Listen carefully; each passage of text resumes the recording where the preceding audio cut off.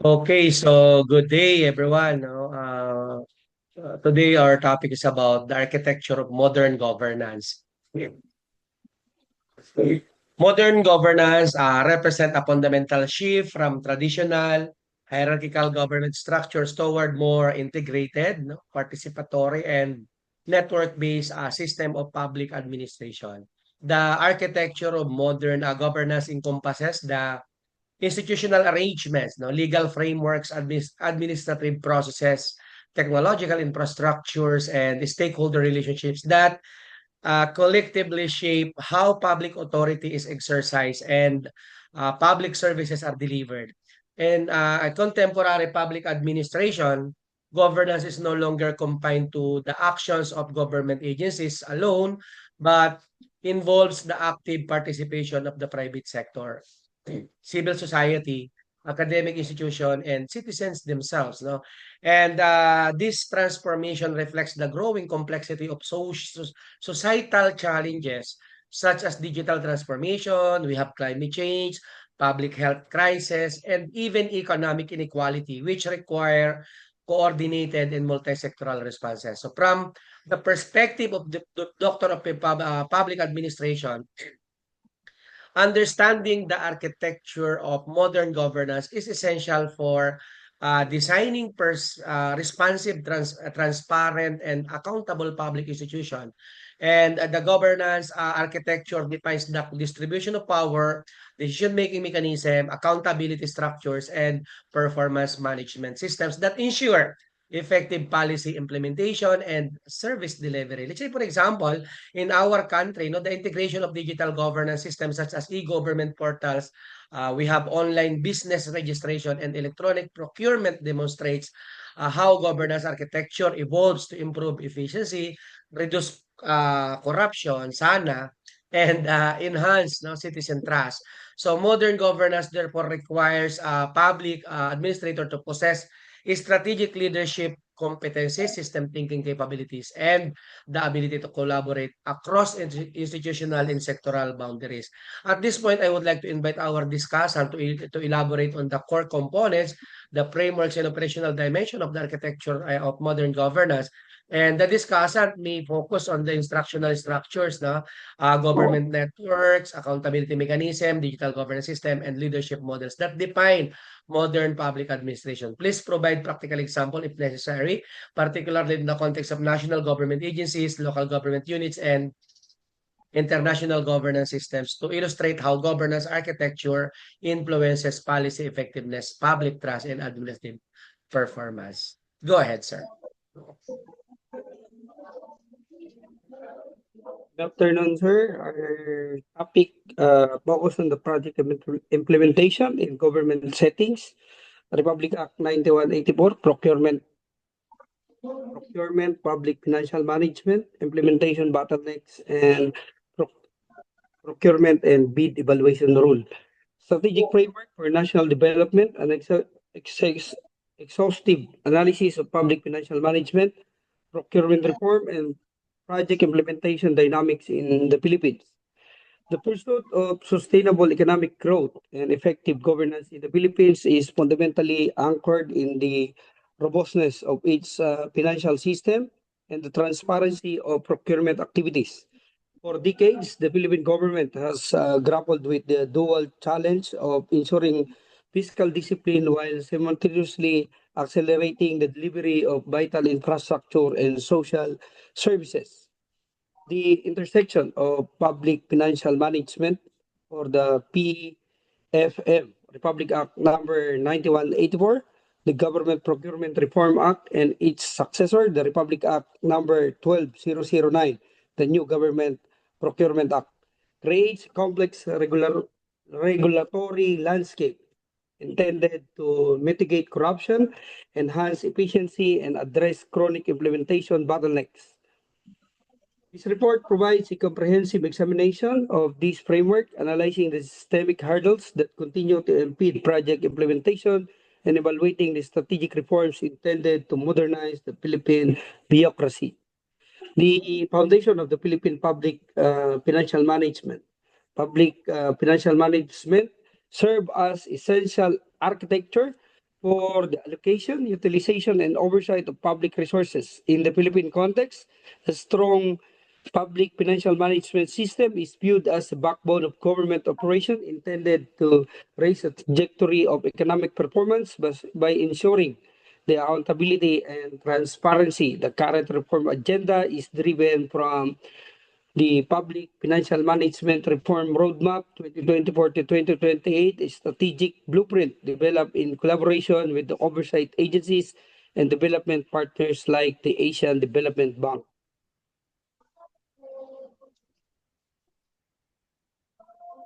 Ay, hindi mo siguro ito ubos. Wala. Bakit wala? Kamu na magdalito.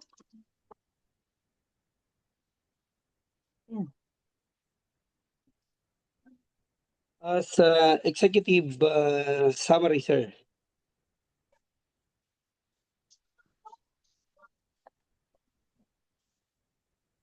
From bottlenecks to breakthroughs, the theme of our session is from bottleneck to breakthroughs.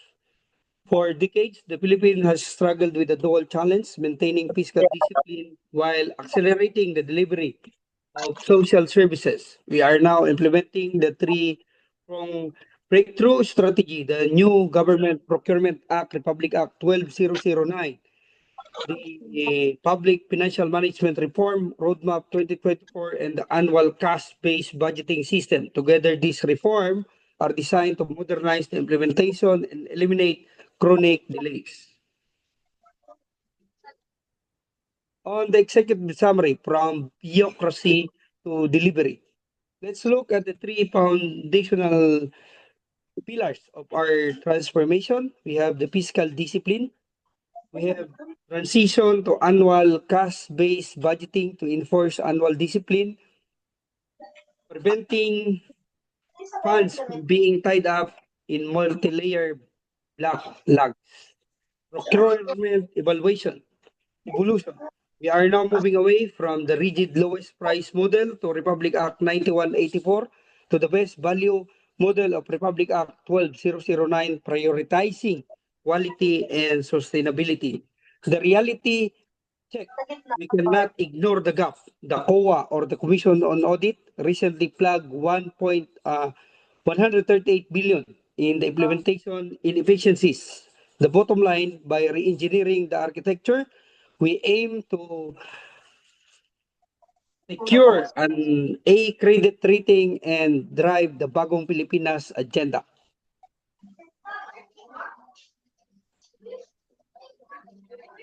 Propelling transformation, the Public Financial Management Roadmap 2024 to 2028 is our blueprint to prosperity. It is supported by an interoperable core, which the DBM and COA and implementing agencies share data in real time. Note the 5 key pillars of this slide shown. Kung makikita po natin, planning and budgeting linkages to ensure project are shovel ready. Then cash management and fund release. Then number 3 pillar, procurement modernization by Republic Act 12009. Then digital public financial management, the data highway for real-time reporting. Then disaster risk management for rapid response during crisis.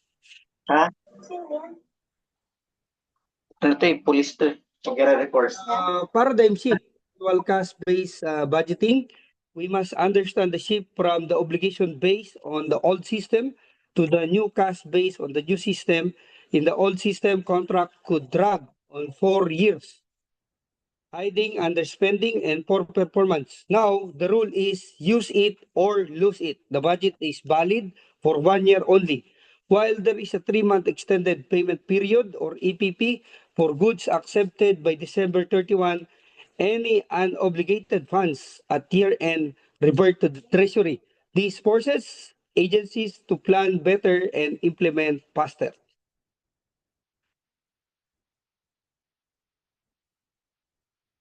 The Bedrock Republic Act 9184 or the standardized pass. For 20 years, Republic Act 9184 was our bedrock. It established 5 core principles: transparency, competitiveness, streamlining, accountability, and public monitoring.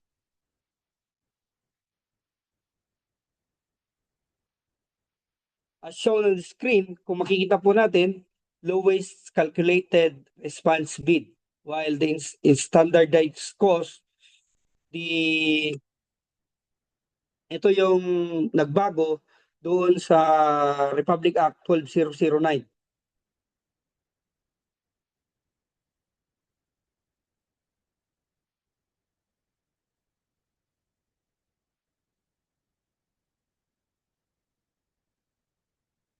The new Government Procurement Act, Republic Act 12009, are shifting from the lowest cost to the best value. The new standard is the most economically advantageous responsive bid, or the MERB. Like a diamond, value is multifaceted. On the quality, we look at the technical merit and life cycle performance. And on the economic value, we calculated the total cost of ownership, including maintenance and energy, not just to the sticker price. Then on the sustainability, we mandate green procurement standard to protect the environment. Ito na yung tinatawag na environmental protection as form part of public safety and security. On the innovation and procurement modalities, Republic Act 12009 provides fit for purpose tools to solve complex problems. Competitive dialogue, a two-stage process for complex project like ECT, and the agency and the bidder design the solution together. They come to integrate the action from bidder or government agencies to interact for the solution. The unsolicited offers allows the private sector to pitch new technologies, which the government then bid match to maintain competition. Direct acquisition streamlines buying from non-qualified supplier to reduce administrative drag. On the green procurement, environmental impact is now a mandatory part of technical specification. Sa lahat po ng government projects, kung titingnan po natin, nakikita po natin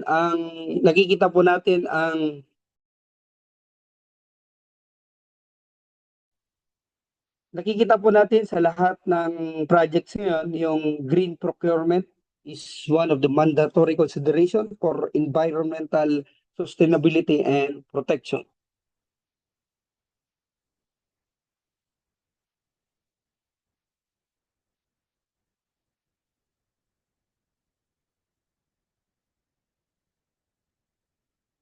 On the procedural life cycle, speed and compliance, efficiency is now hard-coded into the law.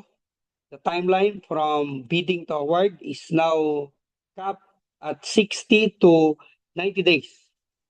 But look at the red box at the bottom, the critical prerequisite.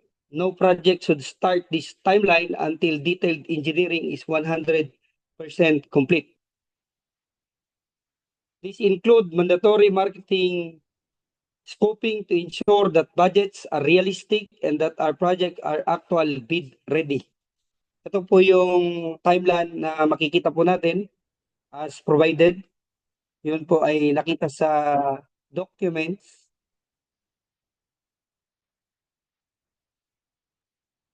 The anatomy of implementation gap. Now let's look at the data from 2024 COA audit. The staggering 138 billion worth of DPWH project were implemented inefficiently.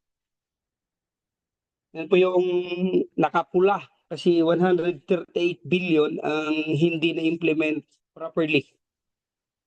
Then 77.4 billion were delayed due to poor supervision and unworkable site condition. Then 33.6 billion were suspended open because agencies failed to resolve right of way or RO. Ito yung issues sa mga informal settlers natin.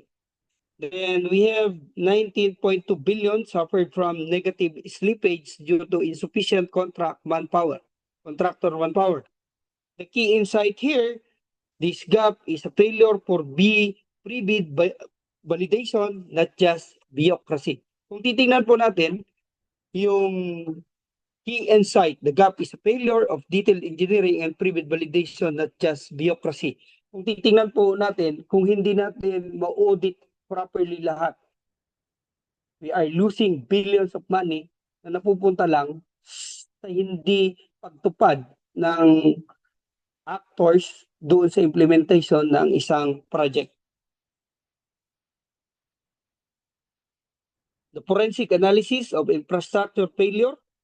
This slide highlights the physical cause of these failures. Kung titingnan po natin, sa Bulacan, we have ghost project of 327 million was lost to ghost projects, payment made for structures that simply do not exist. Sa Mimaropa naman, reports of structural collapses and slope failures.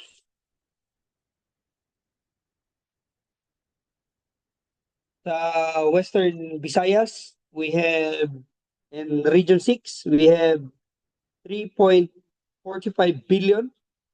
Ito yung technical defects, including longitudinal cracks. The root cause is the chicken and egg of RO projects or bid out of prematurely without writ of possession, leading to the indefinite suspension and wastage.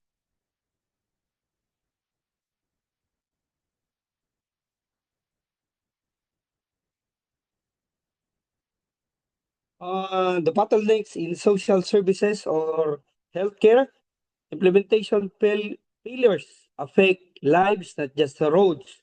The Department of Health pays 14.52 billion in delayed or idle facilities under the Health Facilities Enhancement Program. The operational disconnect, facilities were built but remained empty because of there was no plan for staff or equipment. Site issues, contractors were blocked because of DOH personnel were still using the construction site. Permit delays, failure to secure occupancy permit rendered brand new facility unusable.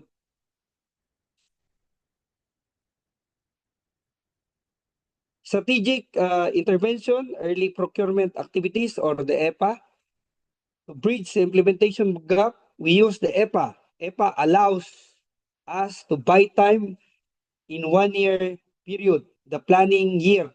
Agencies conduct bidding short of award based on the National Expenditure Program or the NEP. This ensures that by January 1st of the second year, the contract is ready for award. This is now mandatory requirement for the performance-based bonus or the PBB and is now the only way to maximize the 12-month cash-based window.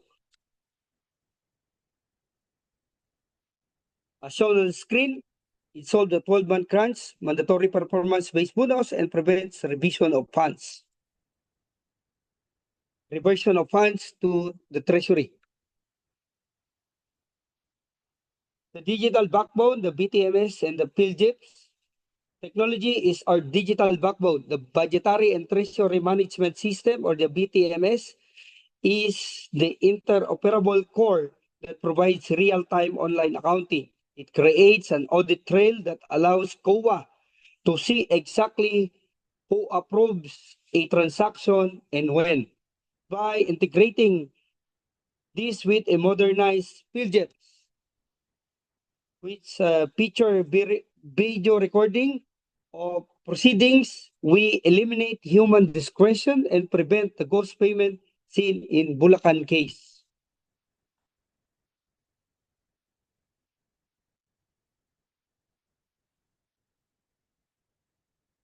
Institutionalizing accountability and capacity.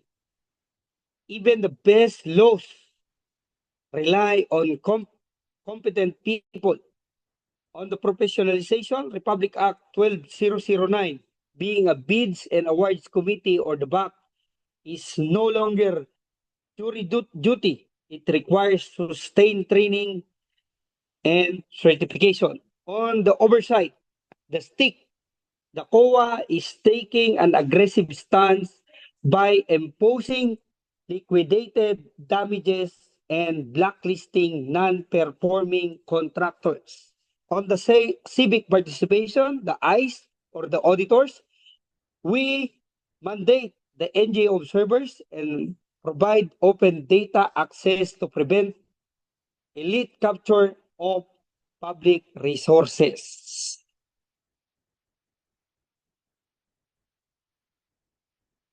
Future outlook, the path to an A rating. In conclusion, our future outlook is bright when our combined fiscal discipline, value-based buying, Republic Act 12009, and digital integrity of the BTMS, we can get the formula for Bagong Pilipinas. Our goal is a modernized, transparent state that earns an A crediting rating, lowering our borrowing costs and attracting investment. We must move from a culture of spending to a culture of investing. Our slogan says, invested, not just spent. Thank you and good afternoon. I'm now ready to take questions.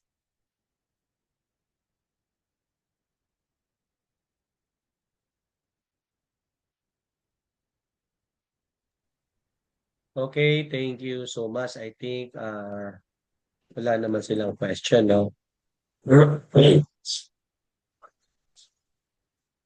Okay, so the architecture of modern governance emphasizes the importance of institutional coordination, transparency, accountability, and citizen participation in ensuring effective public administration. Public institutions must operate within clearly defined legal and administrative frameworks while maintaining flexibility to adapt emerging societal needs. Let's say, for example, no, the implementation of the Ease of Doing Business Act in the Philippines required the restructuring of administrative procedure across multiple agencies to streamline no, business registration process. And this reform illustrate how governance architecture directly influences administrative efficiency and economic development outcomes. So public administrator must therefore design governance system that balance regulatory controls with services or service responsiveness. Modern governance also highlights the critical role of collaborative governance and network-based administration, where multiple stakeholders contribute to policy development and implementation. Public administration is no longer limited to government officials but includes partnership with private organizations, no, academic institutions, and community groups. So a practical example is in the COVID-19 pandemic response where uh, national government collaborated no, with local government units, no, healthcare institutions, and private sector partners to implement vaccination programs. And this collaboration or this collaborative governance structure ensure efficient resource mobilization, rapid decision making, and effective public service delivery. So demonstrating the importance of governance networks in addressing complex public challenges. So the architecture of modern governance further underscore the significance of digital transformation, performance management, and ethical leadership in strengthening public sector effectiveness. So digital governance platforms such as electronic procurement systems and online public service portals improve transparency and can reduce no bureaucratic delays and minimize opportunities for corruptions. For instance, no, the Philippine government electronic procurement system or PhilGEPS enhances transparency and accountability in government procurement process. And public administrators at the doctoral level must possess the capability to design, to evaluate and improve governance systems using evidence-based approaches, ethical leadership principles, and strategic management tools. So the ultimate goal of modern governance architecture is to create public institutions that are efficient, accountable, inclusive, and capable of addressing the evolving needs of our society. Okay? So, thank you so much to our presenter and congratulations. And good afternoon.